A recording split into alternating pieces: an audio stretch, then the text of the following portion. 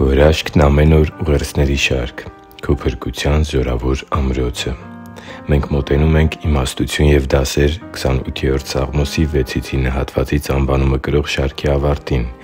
Այսօր խոսելու ենք այն անպատմելի ապահովության մասին, որը կա Տեր Աստծուն սիրող ու Նրա կամքին հնազանդվելու փափագ ունեցող մարդկանց համար։ Ընթերցենք այս շարքի հիմնական աստվածաշնչյան հատվածը։ Օրհնյալ է Տերը, որ լսում է իմ աղաչանքի ձայնը։ Տերն է իմ զորությունը և իմ վահանը։ Իմ սիրտը Նրան է հուսացել, և Նա օգնեց ինձ։ Իմ սիրտը ցնծում է, և ես փառաբանում եմ Նրան իմ օրհներգությամբ։ Տերն իր ժողովրդի զորությունն է։ Նա է փրկության զորավոր ամրոցն իր օծյալի համար։ Փրկի՛ր Քո ժողովրդին և օրհնի՛ր Քո ժառանգությունը։ Արածեցրու նրանց և բարձրացրու նրանց մինչև հավիտյան։ Սաղմոս 28, 6-9 խոսքեր։ Սիրելի՛ բարեկամ, իսկ քեզ համար Աստված արդյոք փրկության զորավոր ամրո՞ց է, թե ոչ։ Որքա՜ն հիասթափված մարդիկ եմ տեսել, որոնք կարծել են, որ եթե կրկնեն այս բառերը՝ «Տերը իմ փրկության զորավոր ամրոցն է», ապա դա նրանց կյանքում կդառնա իրականություն։ Ճշմարտությունն այն է, որ հոգևոր կյանքում չկան կախարդական բառեր, որոնք կրկնելը քո կյանքում զորավոր օրհնություններ է բերելու։ Սա խաբեություն է, և նման կերպով ոչ մի մարդ չի կարող ընդունել Տեր Աստծու ապահովությունը։ Իսկ ո՞վ կարող է ասել, որ Աստված Իր փրկության զորավոր ամրոցն է։ Ինչպե՞ս է մարդն ընդունում տիեզերքի ամենազորեղ անձի՝ Արարիչ Աստծու պաշտպանությունն ու ապահովությունը։ Աստվածաշունչը պատասխանում է նաև այս հարցին։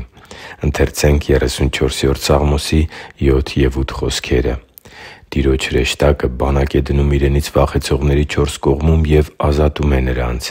Ճաշակեցե՛ք և տեսեք, որ Տերը քաղցր է.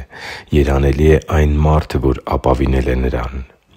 Աստվածավախ մարդիկ, որոնք չեն ապրում խավարի մեջ, թաքուն մեղքի կյանքով, այլ խոստովանում են իրենց մեղքերը, դրանք բերում լույսի մեջ, Աստծու առանձնահատուկ պաշտպանության ներքո են։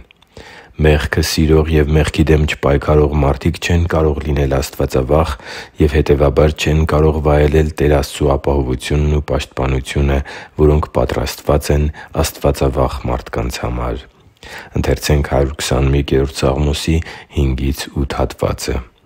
«Տերը քո պահապանն է, Տերը քեզ հովանի է քո աջ ձեռքի մոտ։ Ցերեկն արեգակը չի զարկելու քեզ և ոչ էլ լուսինը գիշերը։ Տերը պիտի պահպանի քեզ ամեն չարից. Նա պիտի պահպանի քո անձը, Տերը պիտի պահպանի քո երթուդարձը այսուհետև մինչև հավիտյան»։ Աստծու համար թանկ ու սիրելի՛ զավակ, իսկ քո կյանքում կա՞ խաղաղություն, որը բխում է Տեր Աստծու պաշտպանության ներքո լինելու ապահովությունից։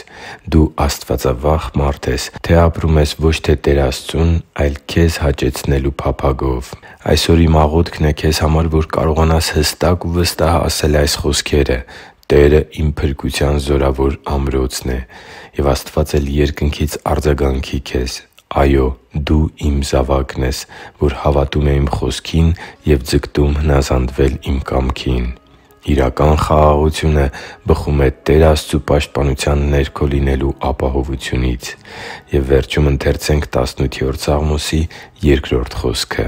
«Տեր, իմ վեմ և իմ ամրոց, և իմ ազատարար, իմ Աստված, իմ վեմ, որտեղ ապաստան եմ գտնում,